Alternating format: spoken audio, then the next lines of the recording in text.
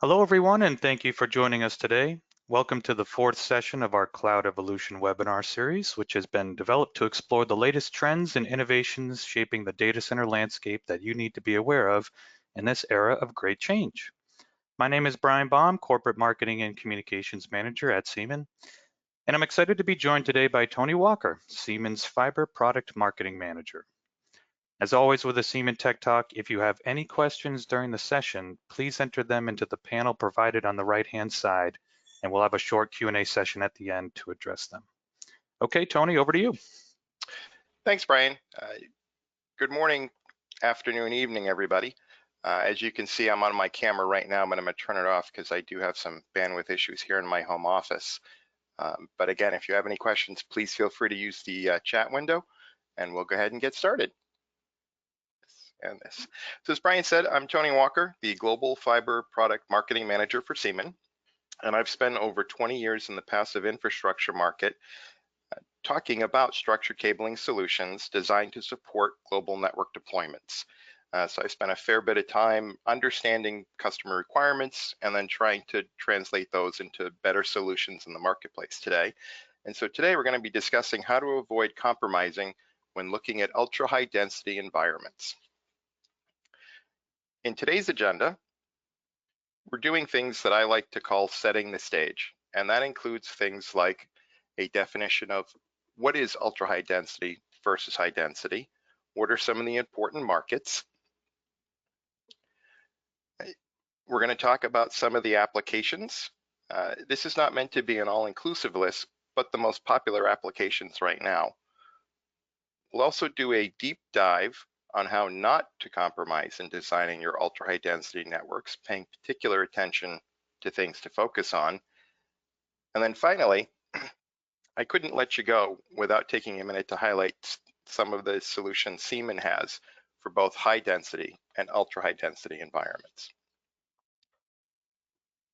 So really setting the stage. What does ultra high density or UHD mean? Ultra high density, or UHD as it's sometimes referred to, talks to a fiber connectivity solution that supports at least 144, 144 LC fibers per rack unit. There are several global manufacturers, including us at Siemon, that have ultra high density solutions on the marketplace today. High density, or HD, generally refers to fiber connectivity solutions that support between 72 and 96 LC fibers per rack unit. As expected, there are many more manufacturers, including Siemon, that have high density solutions on the marketplace today. Later on in the presentation, we'll discuss what are some criteria for choosing the right solution for your networking needs.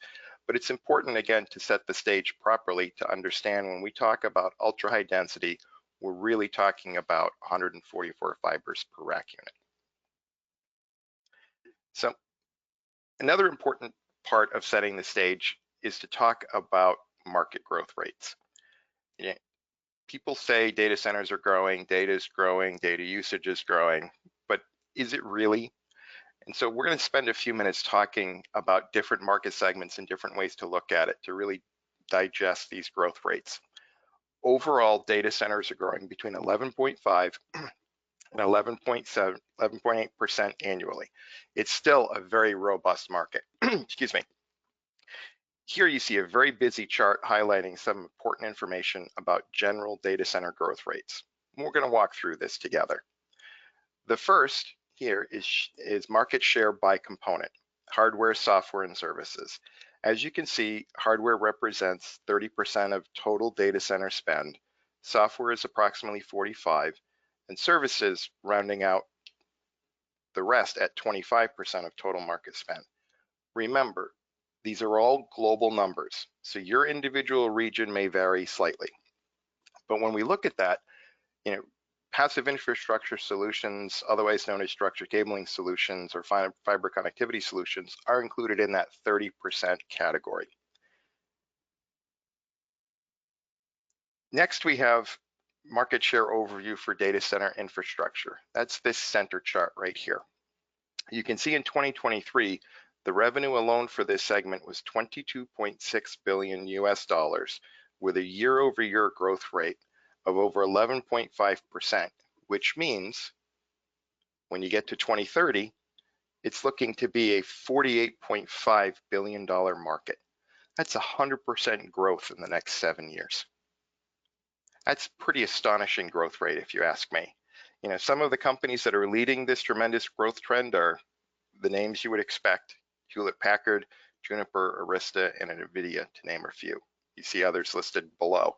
But really the takeaway here is, you know, all we need to do is watch or read the news to hear about AI and data centers, and you'll understand these astronomical growth rates. For every single one of these solutions being deployed, it requires an entire fiber infrastructure behind it. And this is where ultra-high density starts to come into play. Lastly, we're looking at the data center market share by region here on the right. North America is still the largest market at 45%. However, Europe is gaining ground as it's now about 20%. Latin America is still growing very strong at 18%. APAC is right now growing at 12%. And lastly, the Middle East is roughly 5% of the overall market. Net, the takeaway is the data center market continues to grow tremendously and will for the foreseeable future.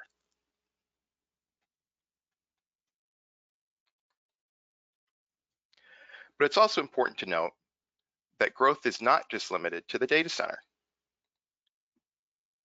We're seeing growth in not only enterprise networks, but also service provider networks. This is a combination of data center, LAN, and campus, looking at it by who owns that infrastructure. So the previous slide was specific to data center. This is about network overall. And so it's important to note that when we talk about ultra-high density solutions and fiber connectivity solutions, it's not just in the data center space. But in looking at the chart, this means that whether the network is for private use, shared use, or for use by the broader public, network infrastructure is growing and is forecasted to continue to grow through at least 2028. My personal take is it will continue to grow beyond that. The chart just runs out of space at 2028. One thing to note is that this chart doesn't show, but the detail behind the data does, is that every every global region is setting records from single to double-digit growth. This means the entire globe is in a growth data mode.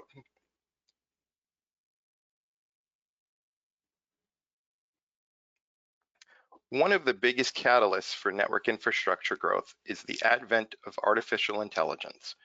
While we are only scratching the surface of what AI, quite frankly, is, we do know that network operators, be it NVIDIA, Microsoft, Oracle, or Amazon, to name a few, are investing heavily in new data centers and fiber infrastructures to be ready for the coming demand for AI services, whatever that means.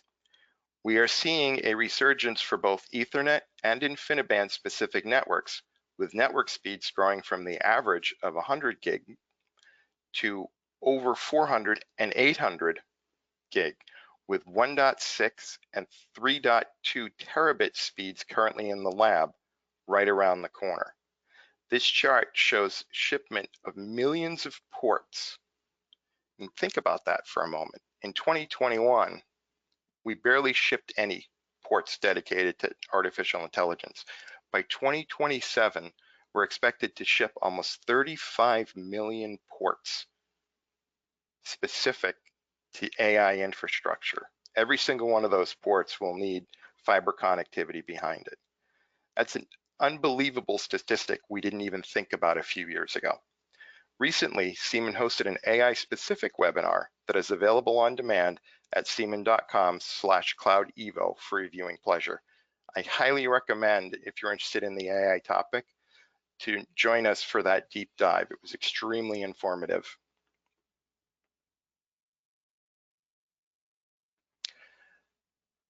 Now that we know what ultra-high density means, and we know that the deployments are growing astronomically, we now need to pivot to discuss several ultra-high density applications.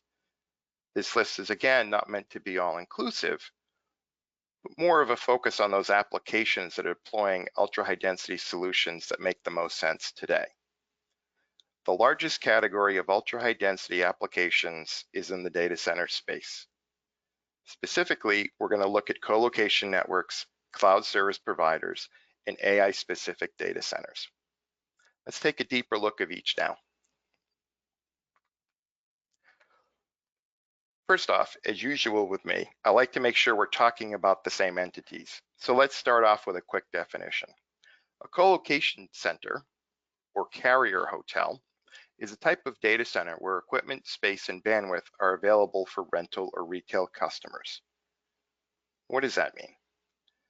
Basically, co-location data centers are built for the sole purpose of leasing either raw square footage, white space, or compute power to different entities. Typically, co-location data centers are not built for one client, but many. Think shopping malls, lots of storefronts with a couple of anchor accounts. This is one of the fastest growing data center segments. Companies in this space include Equinix, Digital Realty, Cyxtera, CoreSite, NTT, to name a few. There are many, many players in the co-location space. These just happen to be the 5 largest. These facilities are usually quite large, comprising of either a single data center with multiple data halls or a data center campus with multiple buildings and data halls. Anyone that's driven in Loudoun County, Virginia, here in the US, has seen these massive data center campuses. Each of these facilities require massive amounts of fiber cabling to support both their rental, or as we call it in the business, wholesale business, as well as their retail business, leading to an absolute need for ultra-high density solutions.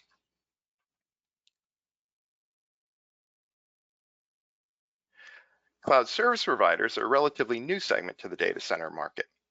Cloud service providers refers to companies that have been investing in data centers for the sole purpose of not leasing real estate to companies, but managing their specific need networks, be it excess or peak usage compute, storage space, specific customer platform, or specific applications. Some cloud service providers offer a complete managed service product, meaning the company purchasing the services may never even know where their service or data is. Cloud service providers, sometimes referred to as managed service providers, are different from co-location providers because co-location providers are, in essence, specialty realtors or landlords. They rent a certain type of facility, white space that is power and cooling, or a raw data hall that the end customer builds out. Where a cloud service provider or CSP handles all of those details, and in the end, the customer only needs to worry about the compute processes. They don't need to worry about location, build outs, or anything like that. AWS, Microsoft Azure, and Google Cloud are the 3 best known cloud service providers. Because these companies build massive compute centers, the need for fiber infrastructure is astounding. Fiber counts up to 3,456 fibers per cable are routine, with some reaching even higher. Absolutely demands an ultra-high density fiber connectivity solution. There's no way to terminate a cable infrastructure that great without using an ultra-high density solution. The amount of space needed for fiber termination, if not using an ultra-high density solution, would truly be mind-boggling. Lastly, for data center specific ultra-high density applications, let's look at artificial intelligence dedicated facilities. Building purpose-built data centers is not a new concept. We've been doing it for years. The difference here is the reason: artificial intelligence. In AI-specific data centers, the only service provided is AI requests and processing. These specialty data centers offer the highest compound annual growth rate in the sector and are deploying bleeding edge technologies, as we discussed earlier, including network speeds starting at 400 and 800G at the server and beyond. This is an exciting new opportunity for the ultra-high density market, and one I look forward to watching mature over time. Outside of managed data centers, there are other types of network applications that could benefit from utilizing an ultra-high density solution. It really is in the enterprise networks. Specifically, enterprise networks can be divided into two categories: local area networks and what I call owned data centers. In specific cases, in local area networks, fiber deployments like fiber to the desk are so great in number that using an ultra-high density network makes sense. A great example of this would be the Pentagon in Washington, as you see here on the slide. The Pentagon is the world's largest single office building with miles upon miles of cabling deployed throughout it. Using an ultra-high density network to manage that cable plant makes good logical sense. The other enterprise category I mentioned is owned data centers. Owned data centers are private data centers, typically on the customer premise, that is a private data center just for that one enterprise. While we've had a trend over the last decade or so to move things to the cloud and to move to co-location providers, there are still reasons to have an owned data center. Many financial institutions and healthcare facilities still have their own data centers on site for regulatory and security reasons. Finally, the last application we'll discuss today is campus networks. This is a diagram of a major broadcaster's Western United States headquarters. At this location, everything from television and film production to news creation, sports broadcasting, and commentating take place. Also at this location are traditional corporate services, including executive management, IT, HR, legal, and marketing, to name a few. Lastly, there are broadcast production specific services like craft services, set design, story development, and wardrobe. In other words, this is a large campus with tremendous network demands. The network demands are so great that in addition to a standard or traditional fiber network, these folks installed their own dedicated high strand count fiber ring specifically for the creative development staff. This dedicated fiber ring is the black oval on the image. This is a perfect example of a complete network topology where ultra-high density solutions are used on the dedicated fiber ring and high density solutions are used for the rest of the network. This is a great example of that mixed environment that I had mentioned earlier. So, based on our research at Siemon, the logical place to deploy ultra-high density fiber connectivity systems is in the data center environments. As we've seen, there are specialized cases in both enterprise and campus networks where ultra-high density fiber connectivity systems are also a good fit. However, most enterprise and campus environments are better served with a high density solution.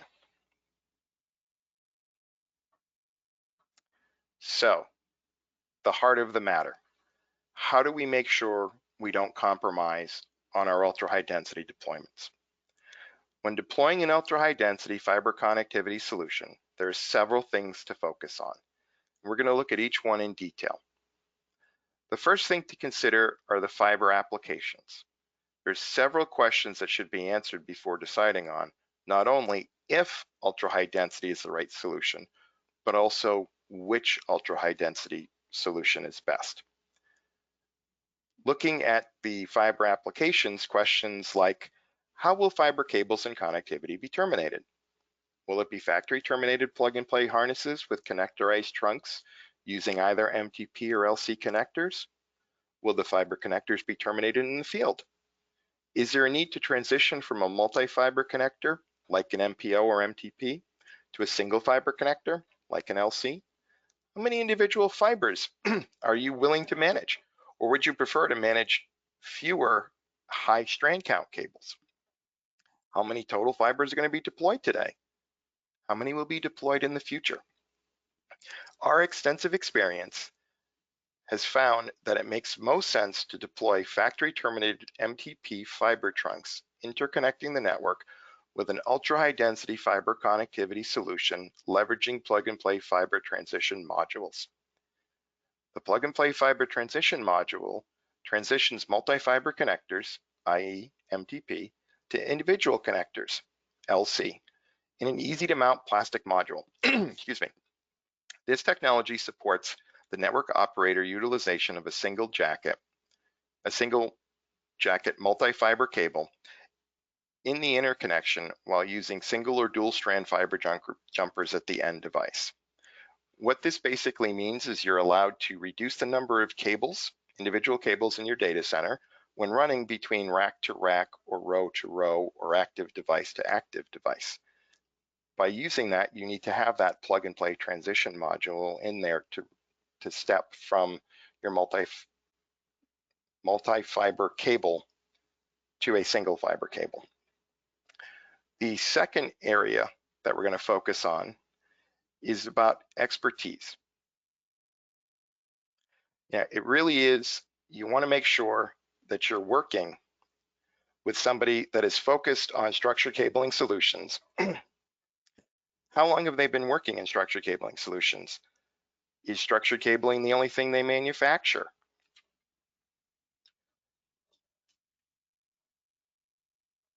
Density. Density is extremely important, as we know.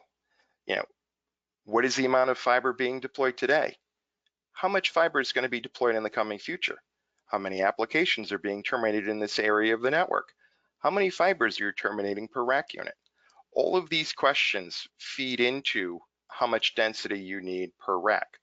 We found that in a large amount of fiber, either in a single jacket configuration or multiple cables, or the need for fiber termination is going to be great in the future, deploying an ultra-high density solution makes sense. If the expectation is that you'll be deploying a smaller number of fibers per rack unit, an ultra-high density solution may, quite frankly, be overkill. While I'm always an advocate for overbuilding a network to ensure support for unexpected needs, there is a limit to how much overbuilding you should do. The third focus area is about ease of use. Questions like how the solution is being installed. Is this chosen solution easy to install? Able to be installed by one person? When installed, are you able to get your fingers and tools inside the enclosure? How flexible is the solution? How easy is it to complete moves, adds, and changes? Are there any special tools you need to access the fibers? Does the solution have innovative fiber management, or are cables in the way while you're trying to work? Does the solution follow the bend radius guidelines set forth in the various global standards? Does the fiber cable enter or exit the enclosure logically and easily? What is the likelihood fibers get pinched when working in the enclosure? Are there many termination options? Does the system support more than one termination type? There are many solutions on the market today that claim to support fast deployments with flexible moves, adds, and changes with innovative fiber management offering multiple termination types. However, in our lab testing, we've discovered that many just don't live up to those claims. It's important to complete an analysis of the solutions available on the market today to see which one is best for your specific deployment. And as I mentioned, I couldn't let you go today without at least mentioning that Siemon has both a robust 144 LC fiber ultra-high density solution with LightStack and LightStack 8, as well as a comprehensive 96 LC fiber high density solution with LightVerse. As you can see from this photo, our LightStack ultra-high density solution on the left is focused on high strand count fiber management for those specific environments discussed earlier, while our high density platform LightVerse supports both traditional and non-traditional fiber environments. For more information on these two complementary solutions, please contact your local Siemon representative or find more information available at siemon.com. To wrap up today's session, if you remember nothing else, please remember these three central tenets. Number one, When deciding between ultra high density and high density, focus on the number of fibers being deployed and flexibility in the solution. Number two, work with a manufacturer that is focused on fiber management and structured cabling solutions, not with someone that looks at these as just an afterthought. And number three, work with someone who can support your requirements globally. It's important as networks continue to grow. You may not think you have a global deployment today, but you never know in the future. So you want to maintain that flexibility as best you can. I want to thank you very much for listening to my talk today on how to avoid compromising in ultra high density environments. And at this point, I'm going to bring Brian back online, and we'll open up the lines for any questions from the participants. Thank you very much. Awesome stuff, Tony. Thank you so much. Great insights. And yeah, we actually did have a few questions come through. So just gonna throw a few at you. And the first one being, what is the difference between ultra high density and high density was the first question. Sure. So that's a great question. Really, in our opinion, ultra high density is any solution that is 144 LC fibers or individual fibers or greater. High density is that sort of middle spot, 72 to 96 fibers. And it just depends on what your requirements are. We do this on what's called the per rack unit count. So when you walk into a data center or a network environment, you've got the metal racks and cabinage. Each one of those is sectioned off per rack units. So when we talk about 144 or 96 or 72, it's per each one of those rack units. Awesome. Awesome. Next up is why is it important to work with an expert in fiber management versus a company that manufactures many different types of solutions? That's a great question, Brian. There are a lot of folks out there that claim they understand fiber management and they dedicate X% of revenue to R&D. Unfortunately, those companies, that R&D is spread across multiple platforms. When you work with somebody that's focused on structured cabling systems and that's all they do, you tend to get extremely specialized, and that's where most of the innovation in the marketplace comes from, is folks that are dedicated to looking at that. At Siemon, we're dedicated to looking at both copper and fiber physical infrastructure. That's all we do. So we focus almost exclusively on those platforms and really work to understand how they're being utilized, how they're being deployed, what's coming in the future so that we can stay ahead and continue to provide better solutions to solve tomorrow's problems. Awesome.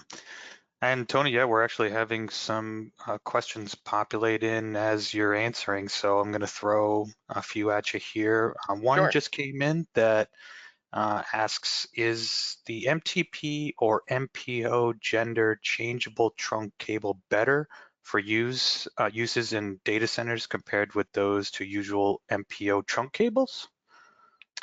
Yeah, so that's a great multifaceted question. So let me take it in pieces. So the first part is there is a technology called MPO, and think of that as your baseline technology. It's a multi-fiber connector, comes in different fiber counts, 8, 12, 16, 24, 32 right now are the common flavors.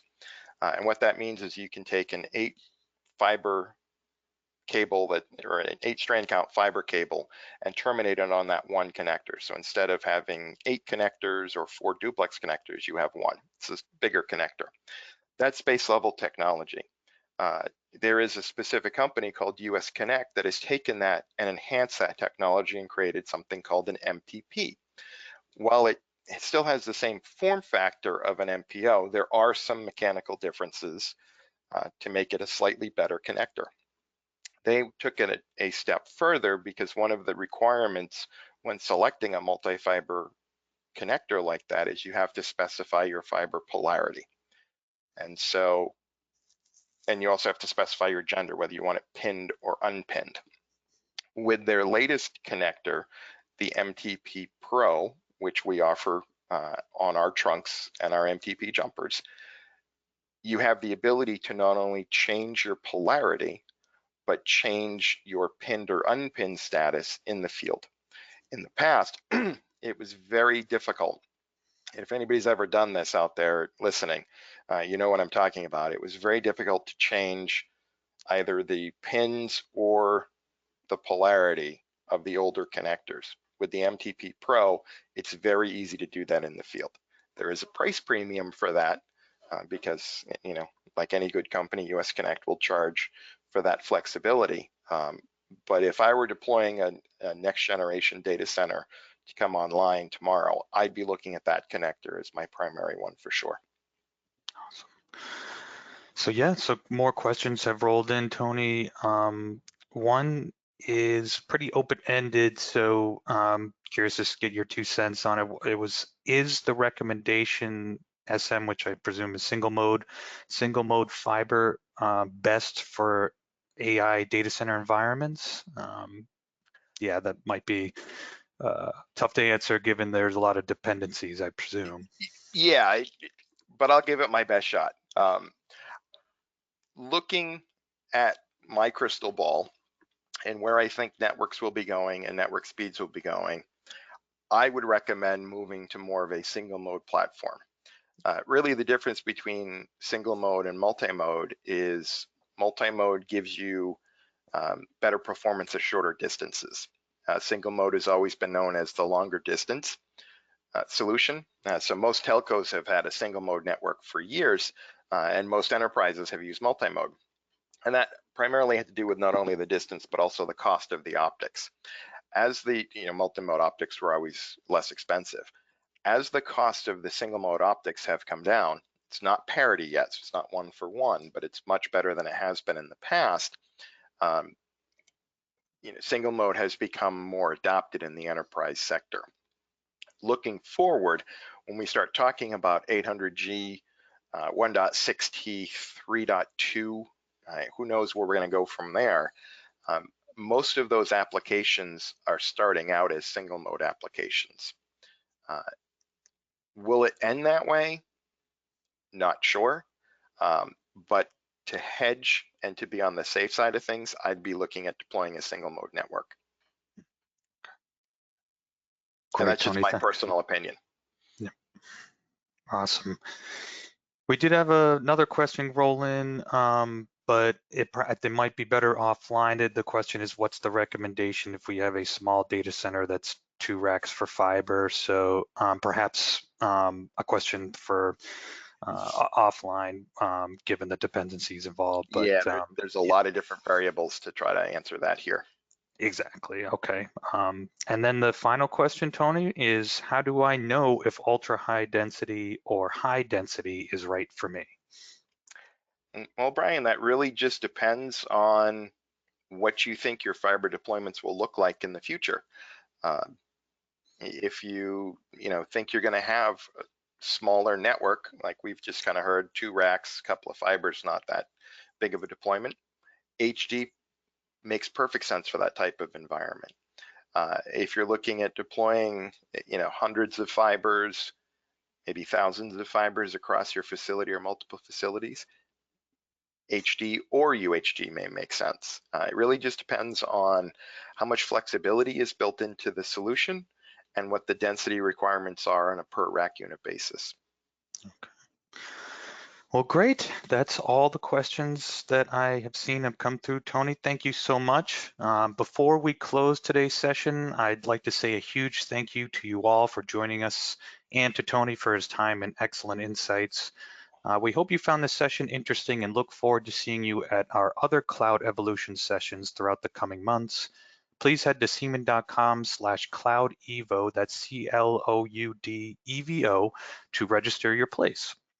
If you have any questions or would like any additional information on how Siemon can support your data center project, please contact your local Siemon representative at any time. Thanks again, everyone, and take care.